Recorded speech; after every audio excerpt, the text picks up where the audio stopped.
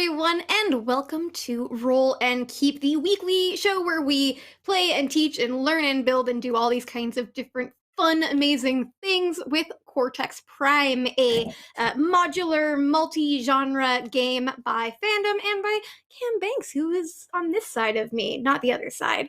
My name is Mellie Doucette, and I'm the community manager for Cortex Role-Playing and D&D Beyond. I am very excited to be joined by the Cam Banks that is on this side of me. Cam, how's it going? Well, the Mellie that is on this side of me. Yeah, you got it the first time. Good job. It's very difficult to do when everything's mirrored. I'm doing well, thank you very much. I'm so excited to be back here again with our amazing guest, because we have such awesome things in store for everyone who wants to see more of this world that she has created.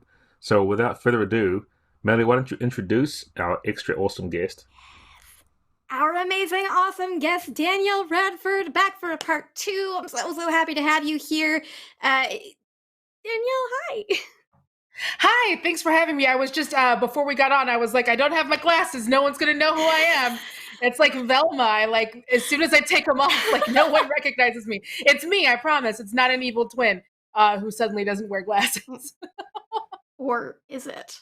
That seems like a very good soap opera kind of twist. But before we get to that, really quickly, for those of you who aren't familiar, Cortex Prime, like I said, modular, multi-genre, toolkit role-playing game system that lets you build pretty much any world game setting that you could ever want to play. Look at that beautiful book right there. That's the one. And last week, Danielle joined us and started building her own Prime setting and continuing that build this week. And if you get inspired, hey, you want to make your own, you can check that out at cortexrpg.com. We're also going to give away some copies today in chat of the digital edition, so watch out in chat for when that pops up. And from there, Danielle, can you kind of give us, hey, if there's new people joining us, or if you're like me and you have a very low memory span of what we did last week, what is this game that you've created? So this is kind of I am really into soap operas, and I love pulpy things and kind of campy things like Dynasty and Bridgerton and Showgirls and Real Housewives. So this is a system that is based on that. It's all about social rank and whether you can climb above or whether or not you lose status. It's kind of weighted so that you can gain status, and it's a lot harder for people to once you're at the top, it's a lot easier for you to lose status than it is for people to gain status. And it comes from the social rank is not from what's been inherited, because bloodline stuff I always kind of have a problem with. It is based on what you have achieved. So anyone in this can become a Richie Rich, and once you're a Richie Rich, you have to decide what you want to do with your power and with your social rank, or else you can wind up being back to being just a regular old schmo like the rest of us. I love it so much. I'm so in love with this setting that you've created so far. We came up with some of the stuff for players last time. So in Cortex, for those of you who aren't familiar, there are prime sets, and these are things that you're going to add to every single role that you make in the game. One of those is distinction, so we figured those out. One of them is values. The other one that we picked is called arenas, and it's sort of like, how well do you perform in different places, in different locations that scenes might be taking place, and then some extra things like relationships, and my all-time favorite name for anything, the you ain't shit die that you came up with, which is delightful, and that's kind of how people can change social rank. We talked a little bit about some GM characters, but we have some other stuff that we haven't touched on yet. Danielle, do you have a preference of where you'd like to start today? I have something you're like, I've been thinking about this since last week, and I want to go do this. No, I trust you implicitly. I feel like in this, I'm being taken along for a ride, and I'm really enjoying it. So I trust you. Take me where you want to go. Direct me. I am very directable. I love it. I'm imagining we are kind of yeah, we built this roller coaster. There's not a track yet, though, so we'll pick a direction. And Danielle, you got to lay down those tracks really fast for us so we don't go off a cliff. Cam, is there a place that you're thinking yes, this is a good place for us to start on day 2? Yeah, well, I wanted to go a little bit further into just sort of defining what the values and arenas are going to be. And when I was thinking of arenas, I wasn't necessarily thinking just of physical locations. but as in environments in terms of the social areas in which people can behave or act. And it doesn't just mean like the royal palace or whatever, but court in general, for example, places where if you are attuned to court and noble and courtier life, you have an advantage than someone else. Or if we talked about last time that the dungeon was a cool idea, anywhere that's like in that perilous underground sort of dangerous environment, you perform better, not just socially but also in your activity. And so that way you don't necessarily have to pick a specific dungeon or a specific court. It's that your character is really good there. So your arena is those areas in the world in general that you perform better.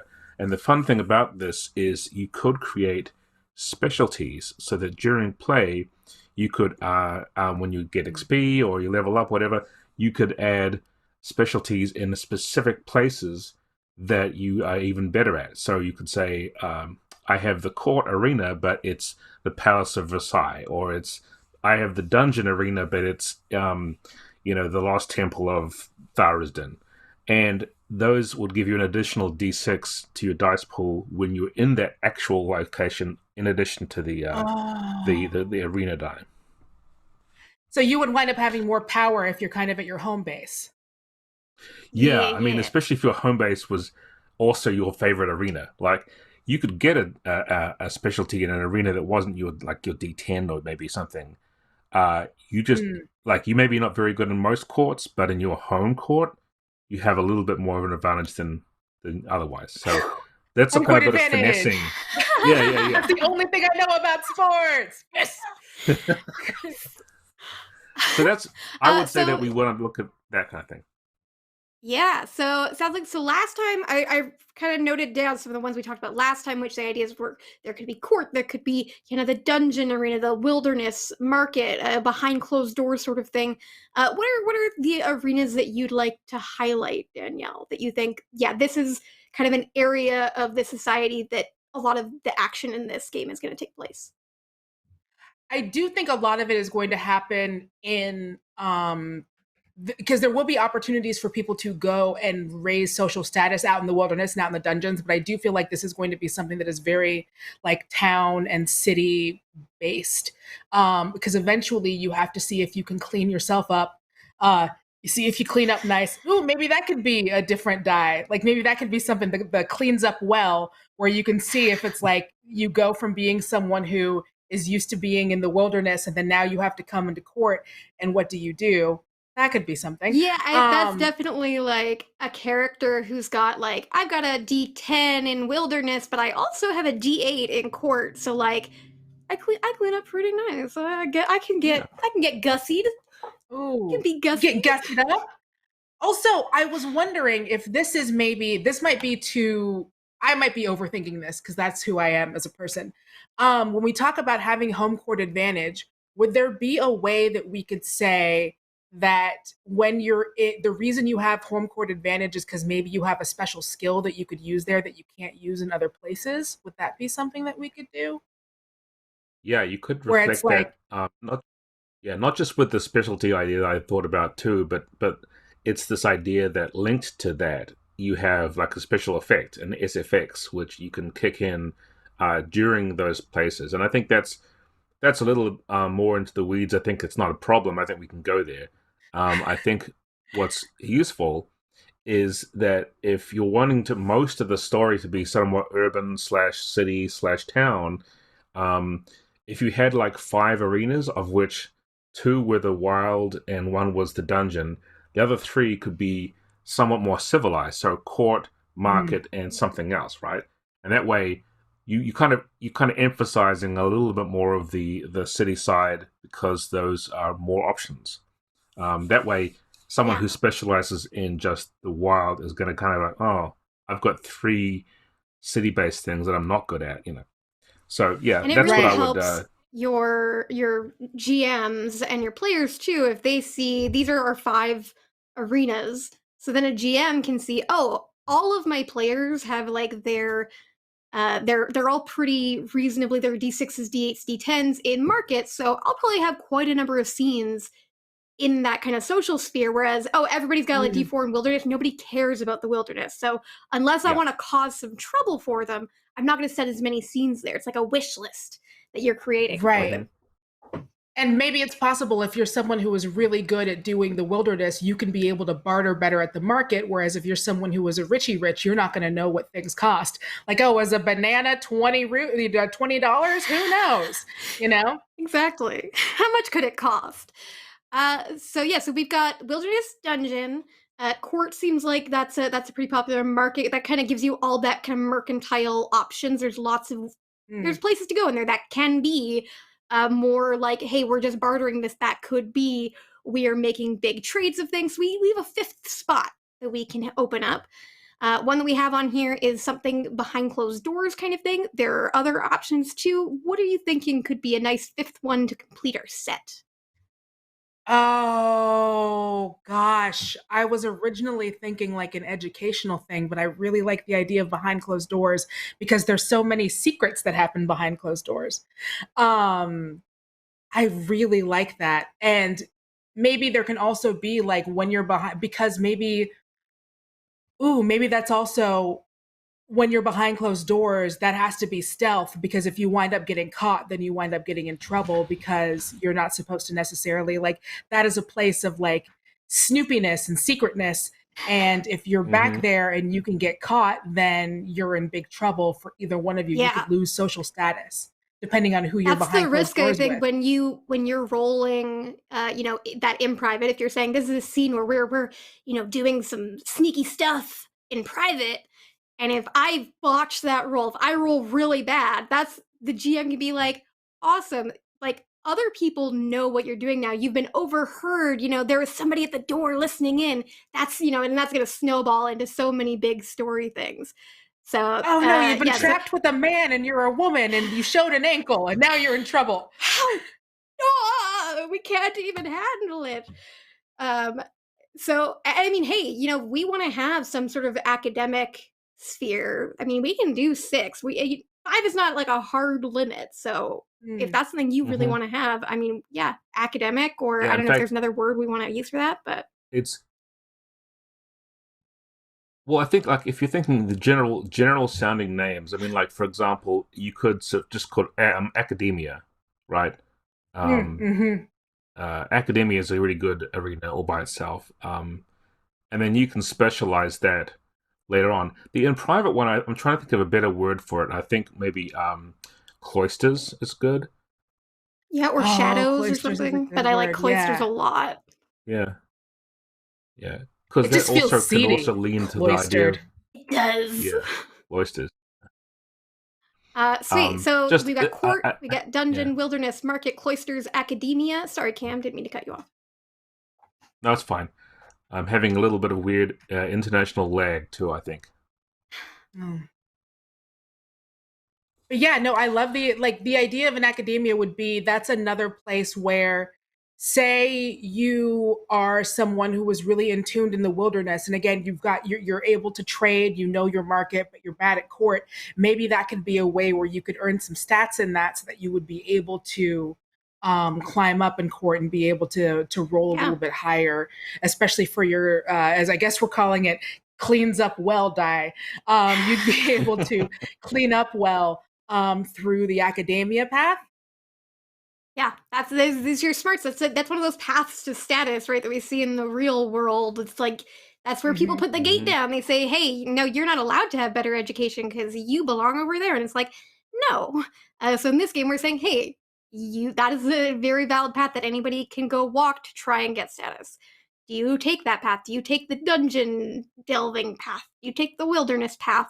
And I like that they can all build into this with the risks of, when you go into that other sphere, how good are you at that one?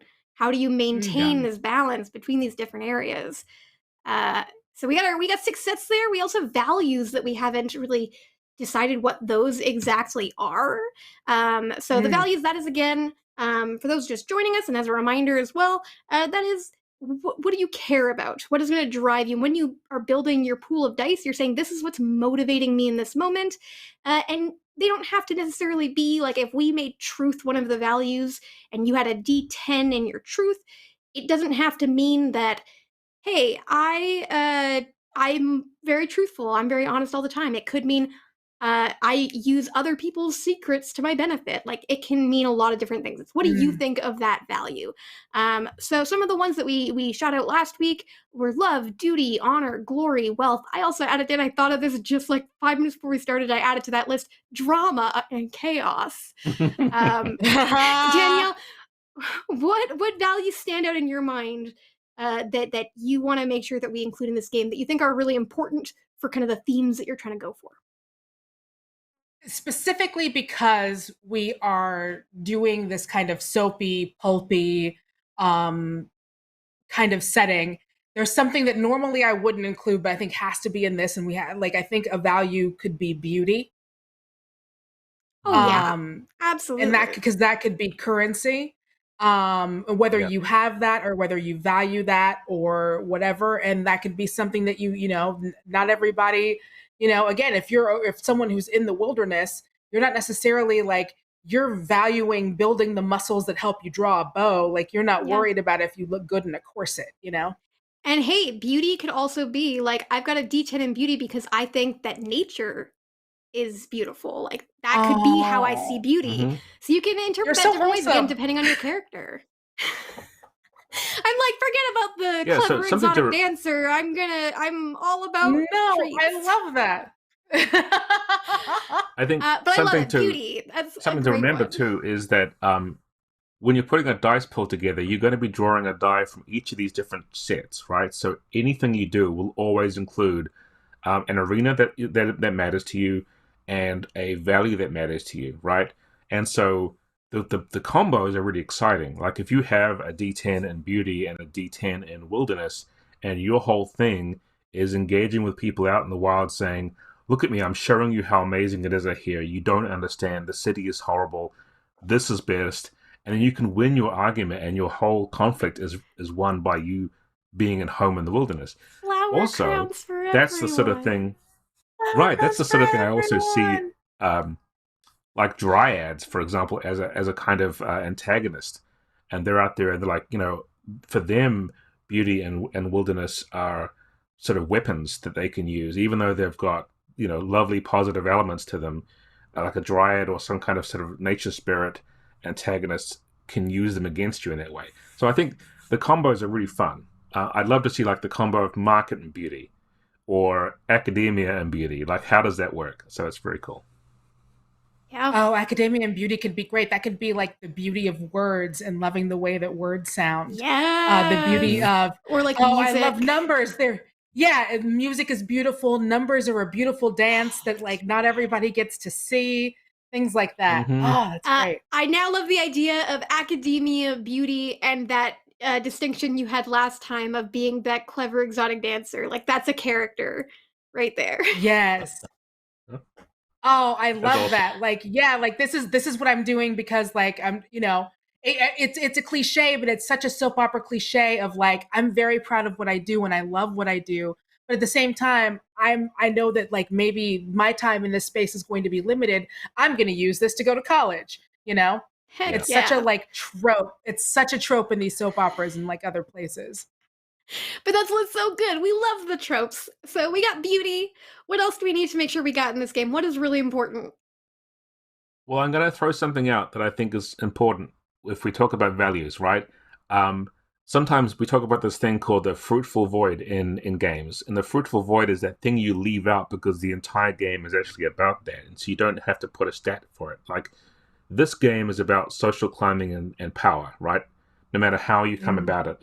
I think if you put a power value in there, it would sort of weirdly highlight just something that everything's about, right? So there's power in beauty, there's power in money, there's power in fame, but I think having a power value might be off, sort of being too on the nose. So when considering which values are, like, I don't think status is a good value, because the whole game's about status. And so these are the ways, these are what motivates us towards status and power, as opposed to being, you know, one of the things that we put as a value. That's great. I love that. I'm trying to think of what other. So we've got love, duty, honor, glory, wealth, drama, beauty. What else are some other So values that there might be? So yeah, so if we're using those other Feel ones pretty too, I mean covered. that really fills you up. I might put duty and honor could almost be like one thing, Yeah, I feels agree. like. Okay. So then right now we would have that's 6. We'd have beauty, love, duty, glory, wealth, drama. Or chaos, That's whatever you want to almost call that. perfect. I feel like Those that is 6. Yeah, perfect. I Like think that's great. I think that's enough. that covers so many different aspects of things. Also, I just want a Oh character my that just gosh. is all about the drama. That's like that's their whole thing. They're just like, I get power by just making everybody else's lives miserable. Yeah, that's like a little finger or someone like that, you know, like someone who Yeah. just hmm delights in the hardcore drama and spilling the tea, baby. Yes. Is there And any you spill have the tea also that? you also have stuff like love could be love of, an individual person, could be a love of your family. Duty could be about hmm family, could be about who you who you work for. There's lots of ways to interpret these in so many Mm, ways that can tie to different characters, which I think And respecting you is know the what's a character also forest that would cool? be and loving the things that nature gives us. Yeah. yeah. Yeah. None of them, truth is not any one of them. Like, it's almost like we've left out truth and power because that's actually kind of the currency about the game. So It is a you currency for can't the be game. motivated Yeah. by truth. It's not there. It's not one of the ones we've given you, which is neat. Which is a great segue into a question that I have from last time. So we were talking about how all these characters have some secrets, some things that they want to keep hidden, but that when they come out, drama happens. And I wanted to ask you, Danielle, do you see secrets as this is just like a narrative thing, or do we attach some kind of mechanic to secrets? Oh, I think we attach a mechanic to secrets. I think that secrets in this are that important that we definitely want to put a mechanic behind it. Ooh, tell me more. Yeah. Uh, well, I mean, that's mostly what I had. I was just gonna ask, hey, okay, so we're gonna have it as a mechanic, and hey, if we're putting dice on anything, you got to be able to roll it at some point. There's lots of different ways we can tie into that, but I guess first thing would be, how do you determine what your secrets are? How do they change, resolve, or get revealed? What happens when those things happen? So if you've got any original initial thoughts, or Cam, if you've got some ideas percolating in there, let's talk about it. I think maybe that's a character sheet thing where it's like you have 3 secrets, and those are like things that uh, are both important to you, either negative or for positive. Those are things that are important to you when you have 3 secrets. Um, and you can use those either to create intimacy with someone that you think that you might be able to be intimate with, or that's something that you want to necessarily like hide. I just had an idea popped in my head as you were saying that because I love it. Um, of this idea, so you got these secrets, and maybe instead of originally I was saying, hey, if we're gonna put dice on it, it's got to be able to roll, but maybe there's not dice on it. Maybe you can reveal a secret to basically have the effect of a plot point. So that's the mechanic of the game that lets you like spend a plot point to just kind of break the rules and do Mhm. different things with. So if I reveal a secret in this scene, one of my secrets that I have here, I get the benefit of a plot point for doing that. Can we rule of cool of that where it's like if you reveal a secret, if you want to get the plot point, the way that you tell the secret has to be Oh, yes. really effing cool. Yeah. Yeah, Like Gotta I be want to absolutely. juicy. It's not hear, just like yeah, I just kind of I want toss a this to the monologue. side. It's like this has to be significant. Like either you are revealing it or you are introducing a narrative element that you're saying, and my secret brother that I haven't told anybody about comes down from the cellar under the stairs at the exact moment that my lover comes in the door. Like that kind of thing. Like, okay, cool. Here's a Oh, scene. It's and then very it turns out dramatic. my lover who had amnesia is suddenly remembering everything that happened beforehand, and then he comes through the door. Yeah. Uh, So I've got an idea to how this can be interesting and also risky to play with, because otherwise people will be popping secrets off like crazy, right? Pop, pop, Mm. pop. So I think that in the game, because a lot of this conflict is between player characters and major game moderator characters, right? So GM characters and the PCs. You can reveal a secret, and you've got 3 of them on your sheet, like you said, in the start of the game. You can probably get more, I would say. When you reveal it, and it has to be super juicy, like you said, you reveal it to another person in some kind of intimate situation, or you can't just say it to everybody, hey everyone, my secret. But to the person you're confessing to, or you're giving them that, or you're letting them in on it, they get an asset that they can use against you. It becomes a thing that they can use against you or for you, right? But probably against you. But you get a plot point. So you're like, I'm going to give you this. It's going to be like a D6 or something, and then you get a plot point. But the cool thing about it is you could almost use that same exchange. That's the basic level exchange, right? I'm telling you a thing, and I get a plot point, and you get the asset to use against me later on. It's a secret asset.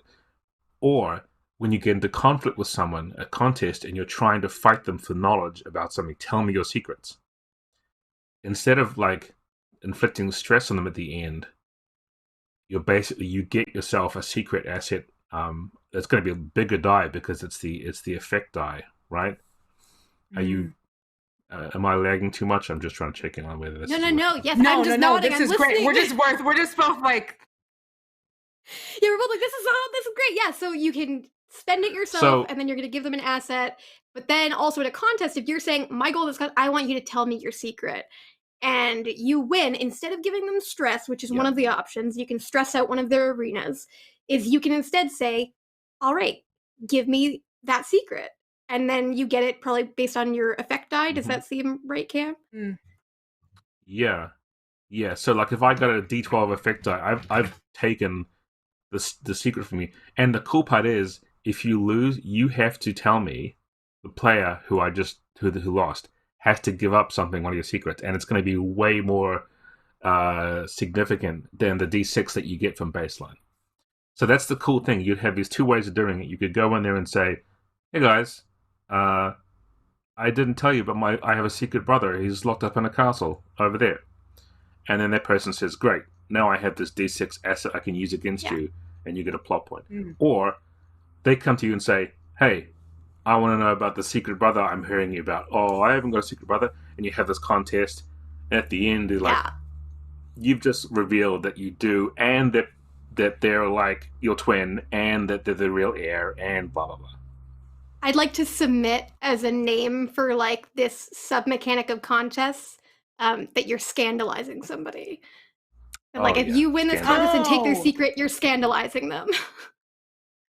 Oh my god, it's almost like a lady whistle down, where it's like, sorry, I'm getting really, really into the weeds of Bridgerton, but it's almost like suddenly now you've got this thing, and you are able to either use it and keep it, and use it at a different time, and use it as leverage, or you can use it to be like, I'm going to use this now, and I'm going to tell the whole town.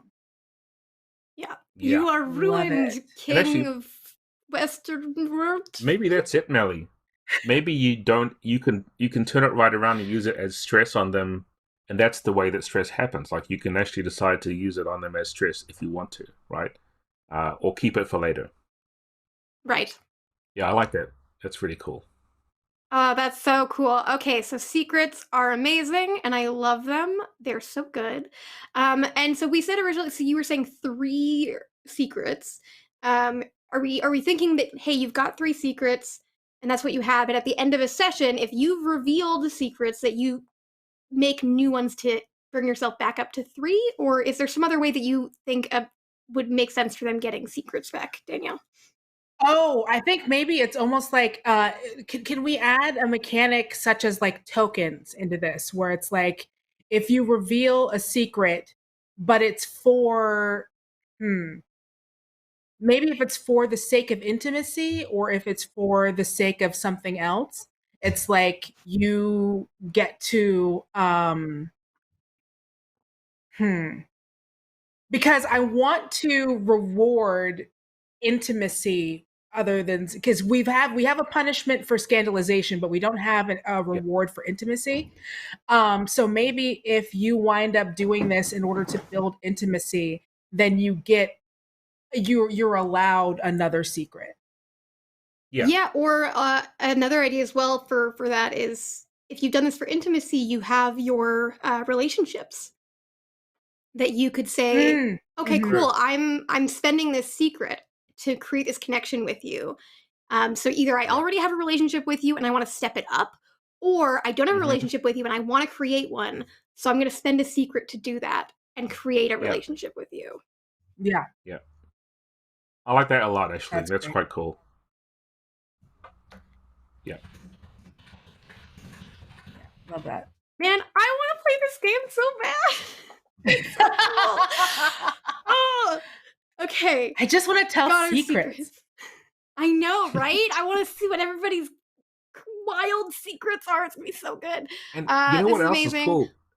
I was just thinking that even though we think mostly often of the secret telling and the intimacy as being something set in, like we said, like the cloisters idea or the court idea, can you imagine someone down in some like forgotten tomb 7 levels down saying, I'm going to die, so I might as well tell you.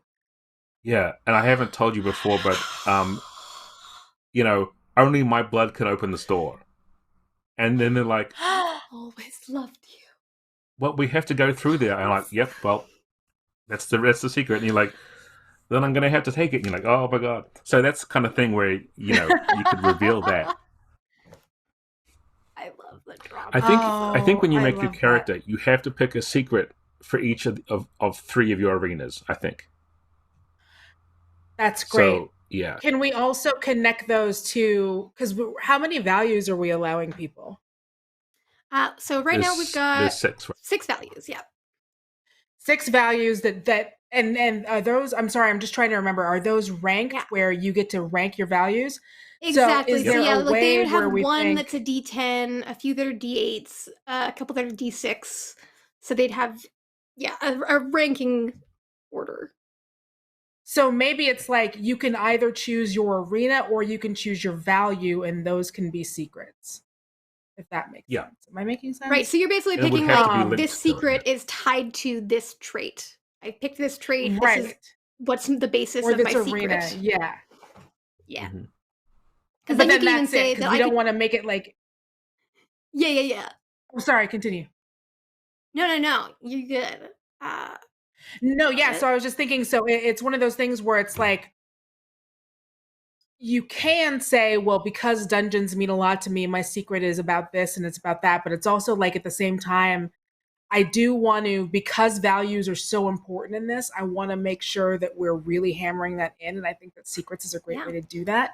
I would agree. I would say also we've got stress attached to arenas. So we could say that's the arenas and secrets are attached to values. Correct. Yeah. There we go. Yeah, that sounds good. Getting that balance. It doesn't have to have anything to do. It shouldn't have anything to do with the actual die rating of the value. It's just that to help you inspire which kind of secret it is. Yes. You could say this is going to be a glory secret. This is going to be a drama secret. That's great. Okay, I love it so much. I have a secret twin. I have amnesia. Makes me so happy. Okay, I wanted to ask this. This actually, I didn't think about this until like a little bit earlier today, but I realized, hey, we made this fantasy setting, and I got a question: is there magic in this world? I think there has to be. I think that there has to be magic. I think that magic gets earned. I don't like the idea that if you're automatically an upper class person that you get magic. I think that magic should be for some classes, like if you're out in the woods, if you're someone who's in the dungeons, maybe even someone who is in the marketplace, then you or academia, you automatically have it. But if you're at these upper rungs, then you have to try to go through one of these paths in order to earn it. Because then that could be a fun thing where it's like, well, if you're a super richy rich and you're trying to learn magic and you don't necessarily want to go through academia, you can go down to the market and find like the local apothecary and be like, well, can you teach me how to make potions? Right. So it sounds like I a was just potential thinking, option. Oh, go ahead. what that made me think about is that in this world, unlike just wizards with fireballs and whatever else, there are 6 kinds of magic. And the 6 kinds of magic are linked to the 6 arenas that we already have. There's dungeon magic, which is maybe a more D&D like. There's court magic. There's market magic, right? Court and then magic is cloister charm. magic is the Oh, you're so sneaking. good. Yeah. Yeah. And I love that idea because you could just say, hey, what is your D10 arena? You unlock a list of magic with that. So you're Yeah. like, cool, I've got these 3 powers that come because I've got a D10 in court. So I've got, glamour, and I've got, these other messaging things. So you can kind of create some fun lists of like, okay, pick 3 from your top arena. Oh, that's fantastic. And then it also obviously creates like different types, right? Because I don't know that we've necessarily gone into that. So you can have like your rogues and you can have like your bards or like these equivalents of those things. I really love the idea that like if you're in court, obviously your ability is charm and you're able to charm the pants off of people because like that is what you're known for, but you're not necessarily going to be able to do stealth. So when you go into oh gosh, what were we calling it? When you go into Cloisters. one of these cloisters, you're going to be a lot sloppier than maybe someone who is used to having to stomp around dungeons and hide from hide from monsters or in the forest and having to be quiet and hide there and hunt quietly. You're going to be a lot more like, hey, let's go to this other room. Yeah. And it's like, it's like roll for that because if not, everyone in this room just heard what you said. Mm-hmm. And Absolutely. now you're in And a it room gives- with a man by yourself? Oh no. Right. I mean, court magic is like pomp and circumstance, right? Because it's like it's designed for an audience. It's designed to have grandeur and everything else. Whereas cloisters magic is like, hey, I heard this travel down there, and then people like, oh, okay, and then that's more of it's a different kind of charm influence. It's like whispers and Yes. things, right? You were saying Littlefinger. I Whisper think he's a perfect campaign. example of someone who's got cloisters and drama as his 2 big things, right? It's perfect.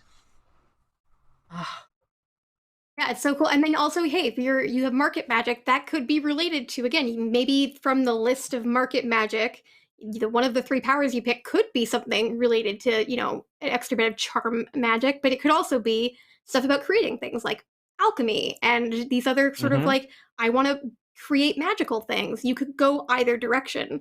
Like, am I more of a, hey, I want to sell things, or am I somebody who wants to create things? And I kind of like, you can have some crossover in these areas, but also you can say, if you are a dungeon person, you're probably going to have a lot more, that is action-oriented powers. And if you're somebody who's in the court, you're going to have very social-oriented abilities. So then you can if really you're in the market, differentiate. Maybe you can do like You more could use- poisons and things like that, where it's like very, very like, because you've got like all the supplies. That's one of the ways that you can show your magic.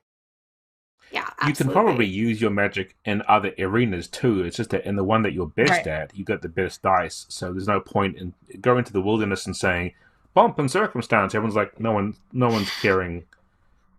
What are you doing? Exactly. You're just out in the middle of it show. singing like a Disney princess, and everyone's like, there's no one here. Hey, maybe it would Yeah, work that if tree- there was that some tree nice just fell fancy over. No birds one heard. around. That one time it works. Yep. Oh my goodness. There are so many this cool is so things. great. So so many cool things. okay, so cool. We've got our magic, we got these trait sets, and those are going to be attached to there. So again, like that's something that, as this goes on from talking about it to we're going to really flesh out details so it's ready to play.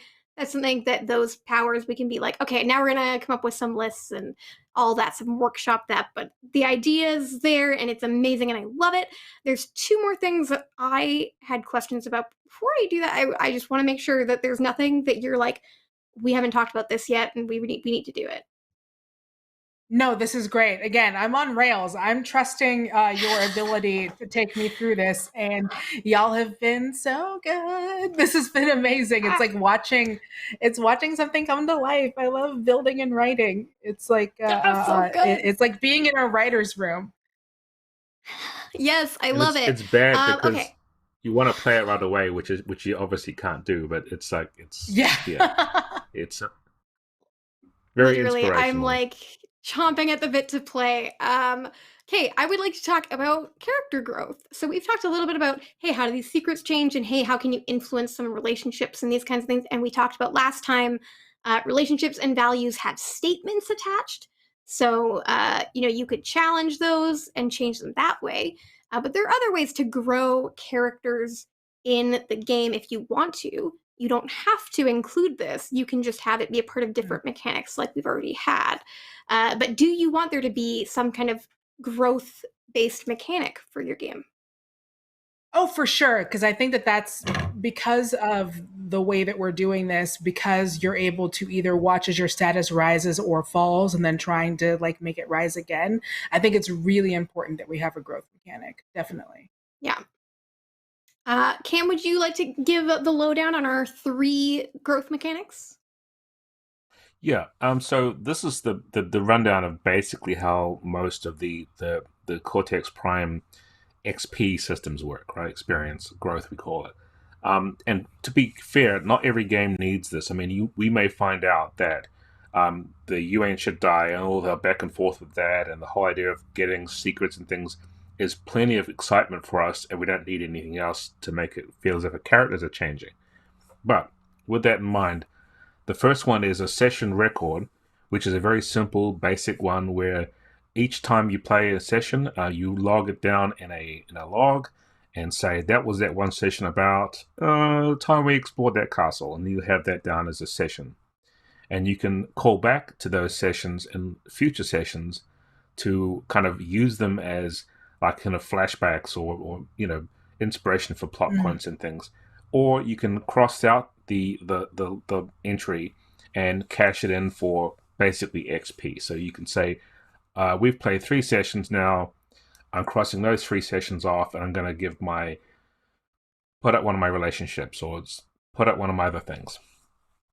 So that's a fun one. That's actually very good for episodic games. If you don't have it quite as much of a session to session, drama like we're doing, but it's more like this mission and this mission. That's a good one for that, right? The second one is we call it growth, but it's the one with the growth pool. And that is a bunch of dice that gets bigger through each session as you're playing. Usually it gets there by taking stress or by challenging your statements, your value statements, and basically saying, do I really believe this or not? As you challenge yourself and as you go through hardship, which is stress, your growth pool gets dice. And at the end of the session, you roll those to try and level up something, step up this, spend it. So it's not quite XP, but it's like, I want to change this part of my character, so I'm going to roll my growth pool. Success, I did it. Fail, I can keep those dice till next time. And the third one is milestones. And milestones also gives you XP, which you can spend. But the idea is you've got kind of a thematic kind of thing like Hunter of the Dark, right? And you may have these 3 things under Hunter of the Dark which you can do to get XP. So each character will have 2 milestones, which are a little bit like things that they can do in the game to reward to get XP from. So there's always like a 1 XP trigger underneath it, which means if I do this thing, I get 1 XP. There's a 3 XP one, which is if I do this thing, which is usually a little bit harder and often maybe in conflict with my general sort of idea, I get 3 XP for that. And then the 10 XP sort of big closure thing is if I've hit the end of this particular story arc, I've made a big choice in my life. I either went this way or I went this way, and I get 10 XP for doing that. So milestones is more like a story arc sort of idea, and your characters can have their own little subplots. And as you pursue your subplots, you get XP for it. I feel like Milestones is a really good would be really good for this. Am I wild, or is this I sound agree like completely. Yeah, because you can definitely just have people set like, okay, so this is what my whole thing is about right now. This is what I'm entering the game as. But then once they have that 10 XP one where they've, finished that, arc, is they say, okay, well, what am I now? How have I changed and what do I want to work on next? And then they decide that. And again, it's really easy for a GM then to look and be like, these are what the things you want to do. I'm going to put you in situations that let you do these things. So it makes it like easier for the GM, and it makes it really fun for players to be like, okay, I gotta try to like make, try to drive the story in these directions, and other people are driving the stories in their directions. So you get that drama coming together. Right, and it also feels like if you do wind up changing status, it doesn't feel stagnant. It feels like there's always still something to work towards because there's a reward. Yeah. And sometimes one of the Love things that you can use your milestones to do is unlock things. I call them unlockables in Cortex Prime, but the idea then is the GM has made a list of here's some things in the game that I am having like a buffet, right? Here's 15 things. There's this character, there's this place, there's whatever. They're all going to come with like a die, but that's fine. It's not really important. What's really important is when you do spend your XP from milestones, like I've got this much XP, 5 XP is usually a good one. As soon as I get 5 or 15, I can unlock a thing. And so you look at the list and go, I want to unlock the Palace Guard. And then all of a sudden the Palace Guard is like an asset you can use now in the game because you've got them. Like you've got a word in with the captain of the guard, or you now own them, or you're the captain. Whatever the thing is, that's a thing that the GM has made available and said, here's some stuff you guys can kind of compete for. So it's a little bit like pawns, right? So you've got all these different things. If you want to unlock specific kind of status, maybe this is where you get specialties for arenas. Maybe like the Temple of Tharazden is like a D6 specialty for the dungeon, but you can't get it until you unlock it with your milestones. And so that way, you're feeling like your character's changing because they're getting these little things you've unlocked. Even though you haven't like leveled up and more powerful in terms of dice, you've got more lore, more contacts, more sort of investment in the setting. And it makes status in the setting. You've got the, you ain't shit die, which is a big part of the status, but there's also these other pieces, these puzzle pieces to help you increase that die because you're like, I have influence over the guards here. I have I have the secret map to this temple and like all these different things of like, this is my route to power through these milestones of progressing my character arc and creating drama. I am rewarded with getting these progressions in the narrative. Right. I've learned how to be a good host. And so when parties come over to my thing, Right. like I can learn how to host people in. Yeah. Yeah. And Danielle, also one thing you could do if you like the idea of traditional kind of fantasy character classes, but don't want to put them into the character the same way as D&D does, like with classes. You could have specific themed milestones, which are like, this is the rogue milestone, right? Whenever I steal something from someone, I get an XP. Whenever I get caught, I get 3 XP. If I decide to abandon my life of roguishness and then take, or do I become the head of all the rogues, I get 10 XP, and then you close it out. So that you've almost got these things that you can provide to the players too. They can make their own milestones for their subplots, but you could have a number of ones that are made for the setting itself that players choose. So you've got, 2 slots, one that's yours, one that you have picked from this huge array of story hooks that the players can have. So just to make sure that I'm understanding correctly, we could say that like if you are someone who is at court and you want to get into these cloisters and you wind up doing some roguish things, you could be better at those kind of secrets and those things. That's great. I love Yeah, that. because you could spend from the unlocking more milestones stuff. that you got, Yeah. the XP that you got through that rogue milestone, and be like, I'm spending that on increasing my cloisters die or adding a specialty onto the cloisters and letting me unlock different things. Oh, that's great. I love that so much because if you're very diligent, you could create someone who is like very, very well rounded and able to really game the system. Yeah. But it would never Absolutely. be overpowered because it all kind of works itself out in that way. That's great. I love that. Okay. Love it. We've got these growth unlockables. This is yes. And so next thing I want to talk about is a bit of running the games. We've talked a little bit about how, hey, we've got these character sheets and these secrets and these milestones that all help give the GM sort of like, this is a wish list of, what people are looking for. But what is a usual session? How do you imagine that looking like, or how do you imagine a GM structuring a session in a typical, of course they're always going to be different, but a typical sort of run of show? Okay, so I've never GM'd a game. I know, I've never done it. I need to do it. I think it's very important. But it's one of those ones where I've always come at it. I'm so nervous to do it. And it's on my goals list to do this summer is to GM my own game. So take me through what you might think that looks like a little bit, and then we will kind of, because like I'm still so new, I'm still learning how to GM. Yeah, so Cortex is very session centered. So it is like, well, we're going to set it up like a TV show where it's going to get set up. And at the end, like this session should like, usually it will resolve. There may be cliffhangers, obviously, but it's not Right. some games, it really just stops in the middle of things and we pick it back up next time. Trying to like really tell this session of a story. And again, it might cliffhanger into the next thing. But Cam, do you want to take it from there? Plan So we for have this like idea. acts and things like that. Mm-hmm. Yeah.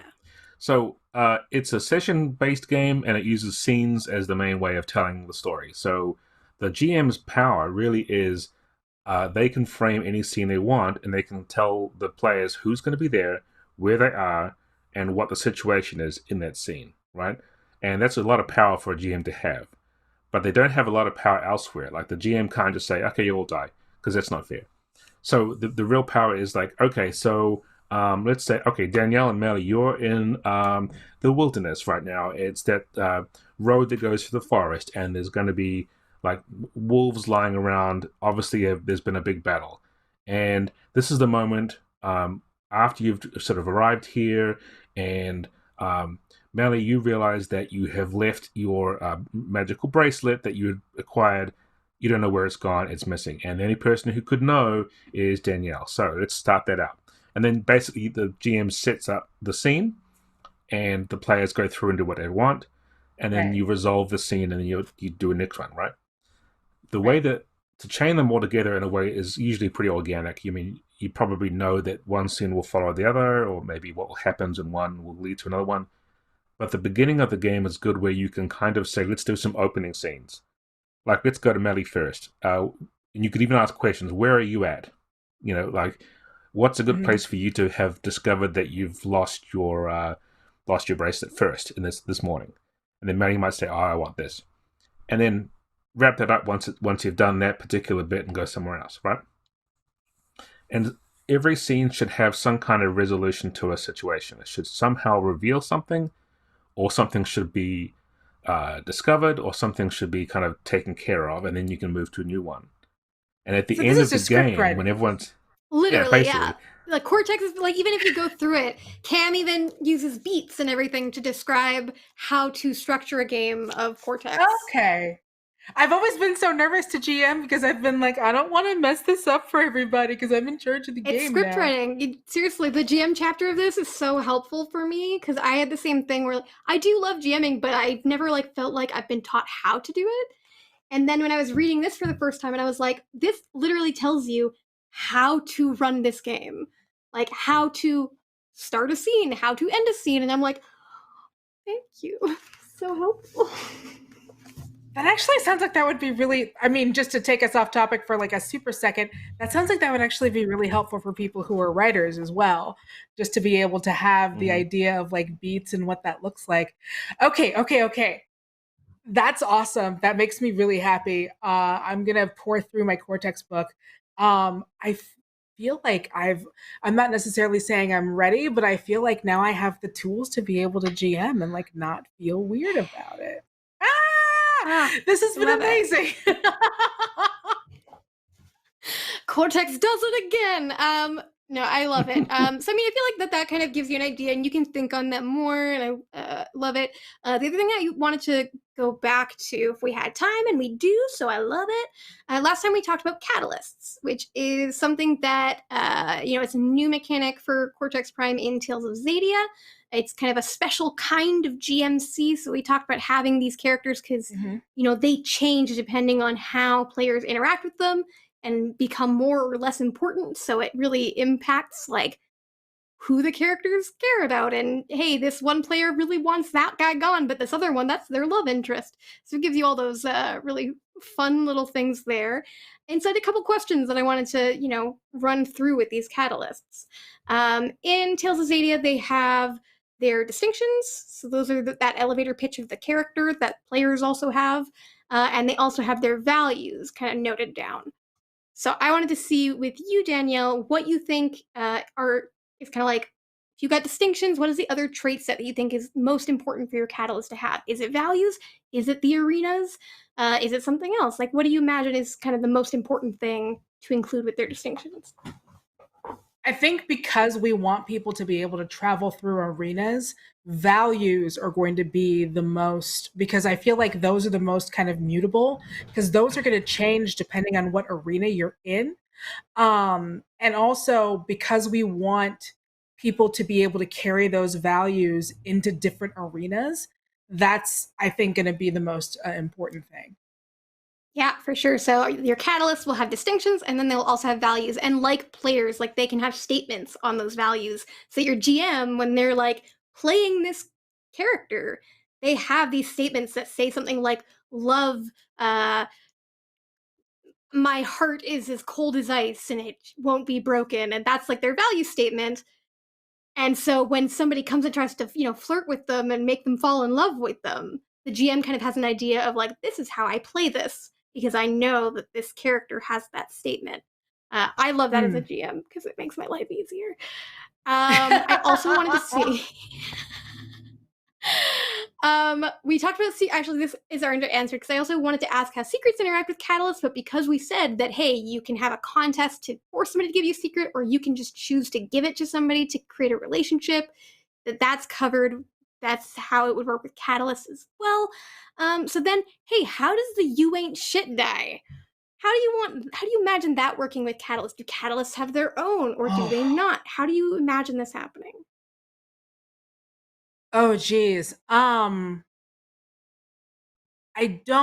want the you ain't shit die to maybe be part of those challenges when it comes to um and tell me if I'm completely off base here, but I think that comes into play when you're doing those kind of head-to-head challenges of I know something about you, I'm going to tell people or I'm going to use it against you. That would be when that guy comes in. Or if you are doing a fish out of water and you're trying to see if you can do the I clean up well scenario, whether or not someone challenges you there. So those would be the two challenges: Right. is either I know So something about you or I don't believe that you belong here. okay. So just to review last time with this Ewing shit die, we had this idea of like everybody kind of has one, and maybe mine is a D6 because I'm not really like I am not shit. That's what I am right now. And maybe Cam has a D10, and we are meeting up. And because Cam's is higher, we're both going to now that means these dice can come into play, and they are Mhm. skill dice, but only the one with the higher rating, uh, gets that 3 dice. But with the higher dice, we said, you can choose to include it or not. And if you do, you get the scale. So you're going to add 3 dice to your total, be awesome. But if you lose, your you ain't shit die is going to go down and the other person's goes up because you risked your reputation on that situation. Right. Whereas for me, I've got this D6, I can roll it, I don't get scale, but if I win, I'm going to take a little bit of your money if you decided to put it up. So with Catalyst, so Catalysts have like a Catalyst die that represents like how important they are to the story.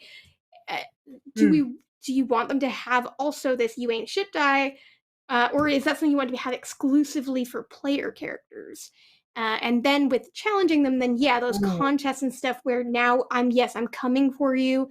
Then if they have that die, then yeah, that's gonna come in with the other mechanic we have. Then exclusively for player characters, for sure. Yeah, that shouldn't be something that's necessarily for an NPC. We should keep that to player characters. Love it. Okay, so that's... And then it lets you, you know, it's a little less risky being like, I'm going to interact with this GMC, but thankfully I'm not going to lose my you ain't shit die on this. But if a player character comes for me, I got to watch myself. This D10 is precarious. Right, and that might be because this is a very like PvP based system. I'm realizing now as we're going through it. In a good way. It's for the drama, right? So it's the storytelling benefits of that. For the drama. Yeah. But yeah, so now that I'm realizing like, yeah, this is a very PvP system, then yeah, I definitely only want it to be for players versus players. I dig it. That's great. So that answers like all of those questions that I had. We talked about magic, we talked about the trait sets, we talked about the secrets. I feel like we've actually kind of covered pretty much everything. I do have one thing I might want to bring up. Cam mentioned me, he's having a little bit of internet issues, but Cam, if you can hear me, do you have something that we've forgotten that we need to do?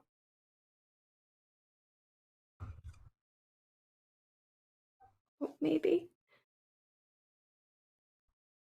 I've been having internet issues since this whole pandemic started, so like I completely understand. It's such a pain. Yep.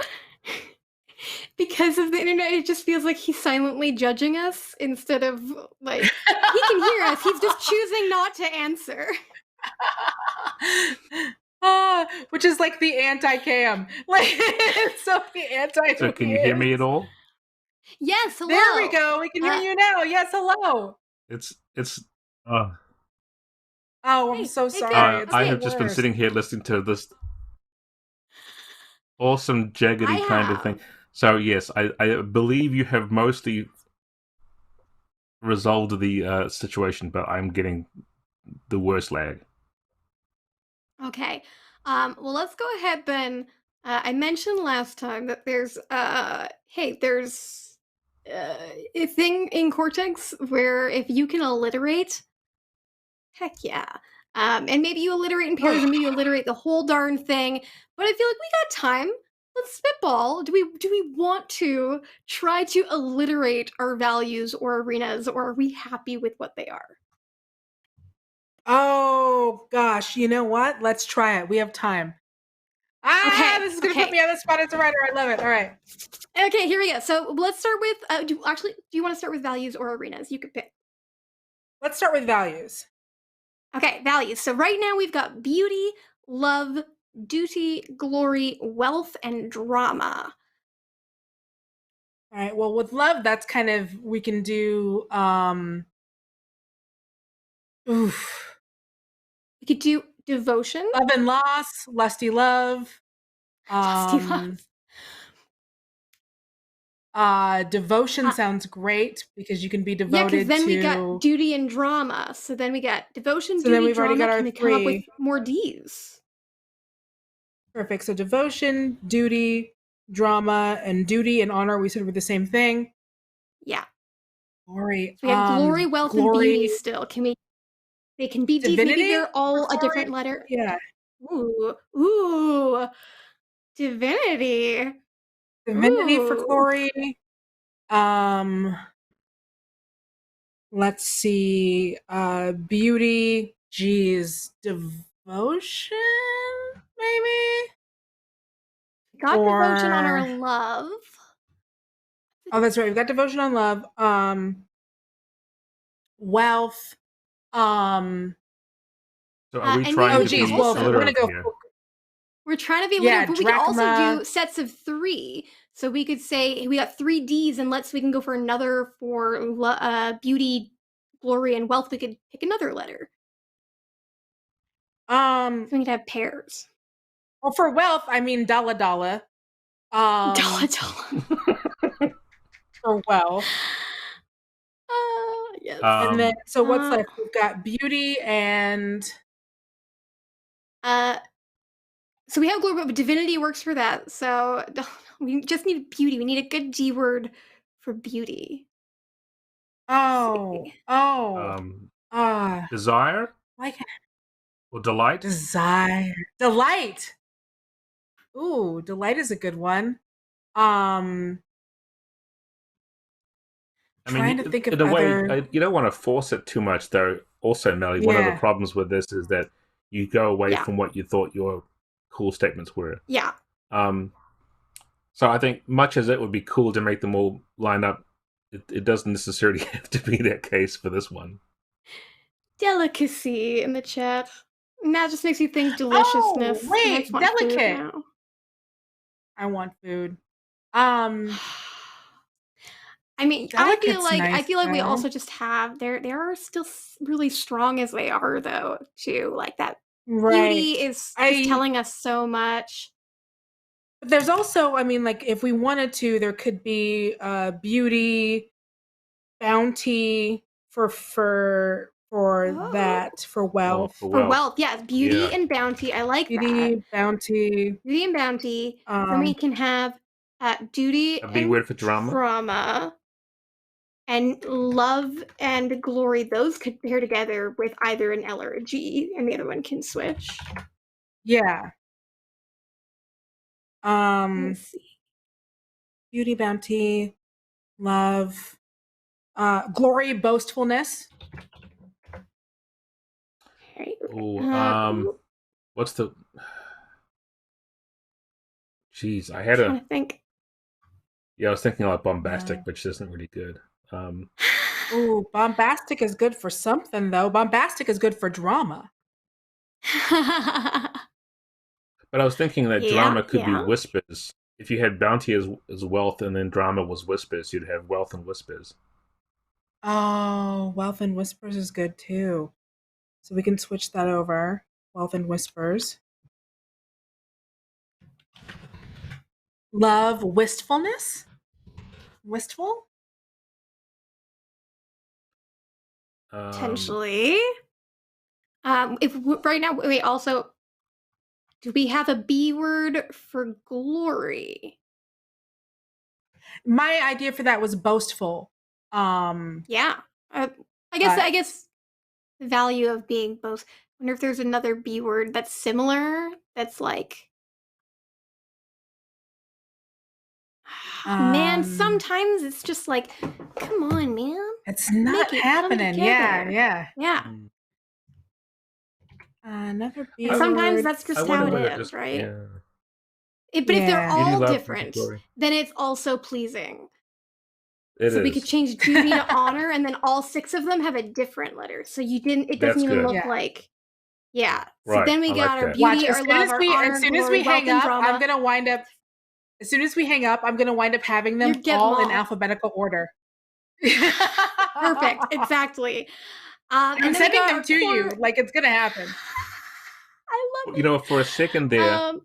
For a second, I thought we were going towards the endless with like dream, destiny, destruction, despair. That's not bad. I mean, there's a reason why those books are those books. Yes. Okay, well, I love it, and I mean, I feel like our arenas are so good. I don't know. What do you all think? We got court, dungeon, wilderness, market, cloisters, academia. Do those feel right, or what do you think, Danielle? Because I feel like those are really strong. I feel good. Cloister is like, mwah, what a word. It just like feels so good in your mouth. Cloister. Yeah. And I think mean, Dungeon really does nail down that whole thing. Like, oh yeah, this is a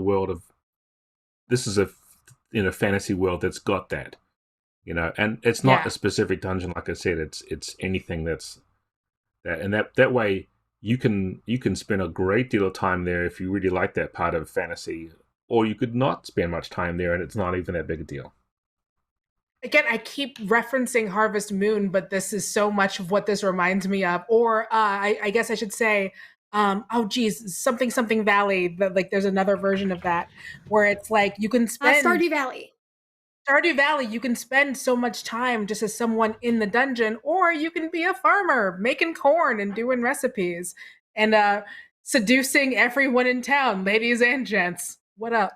Absolutely. And yet you got that famous chili that we talked about last time. Very important distinction for you. That's your special talent.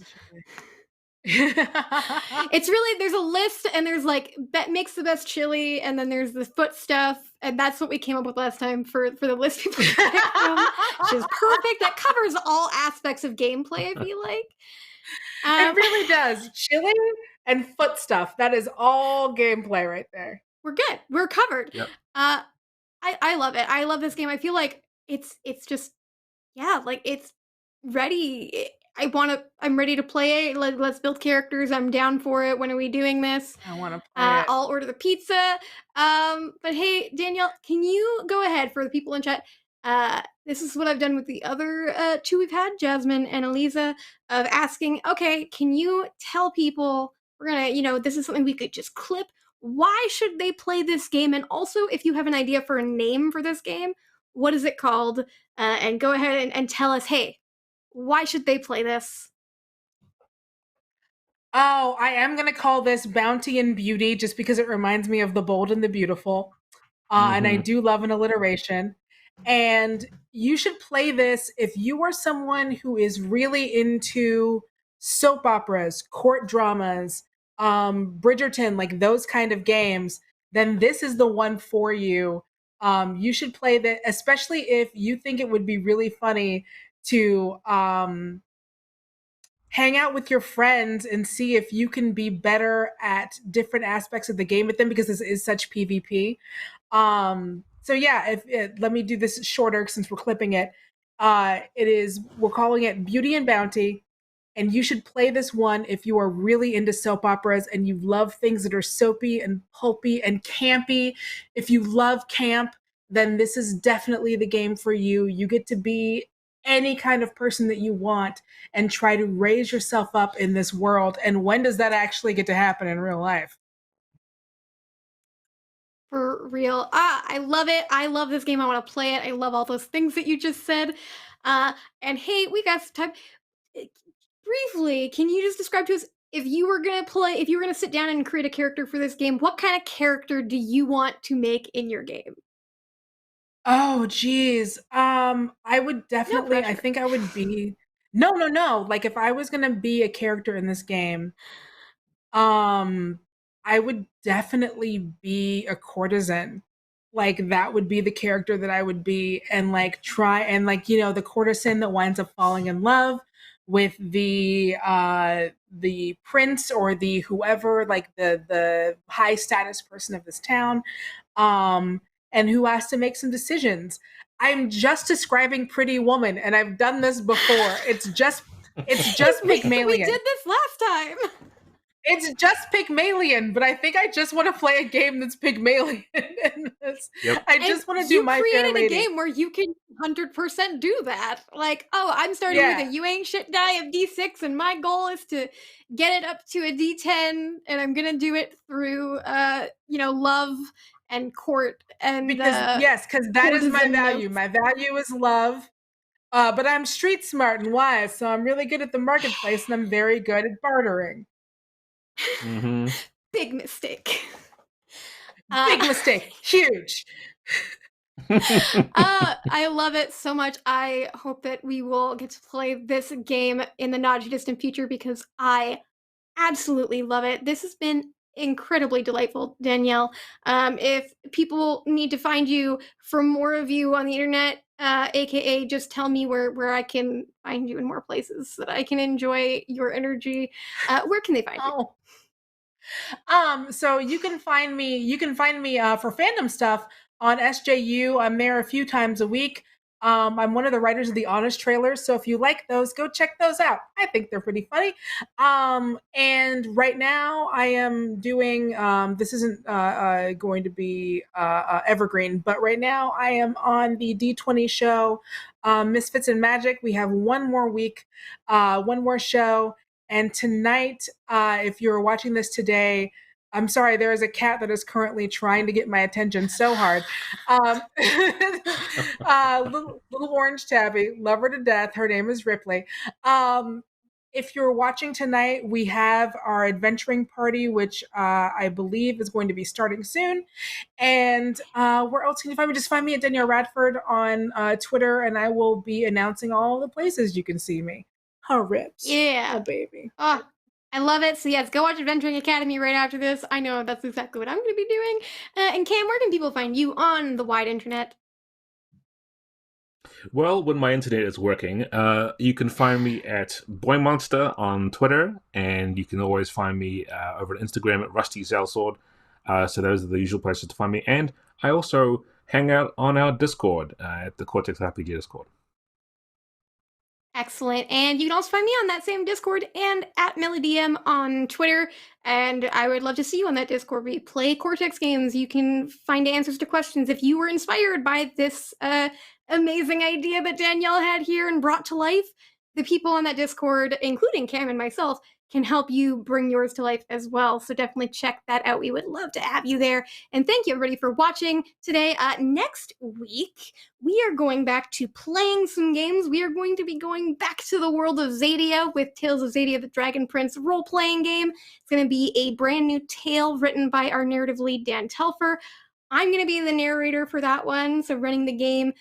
Cam Banks is going to be in that show. Eliza Pearl is coming back as well. We're also bringing on 3 new folks to our world of Xadia, which is going to be Amy Dallin, Michael Galvis, and Trisha Hirschberger. And it's going to be a lot of fun. It's going to be 5 episodes. They're always going to be under 2 hours, so definitely come and join us. So next week, Thursday, 3 p.m. PT, come and visit us here on twitch.tv/Fandom Tabletop for some of that. And tell your friends to watch this that we just did here, this Cortex Clinic, because it'll be up on YouTube, and it's delightful, and people need to see more of Danielle Radford. So thank you all so much for joining us, and I hope that you have a wonderful evening.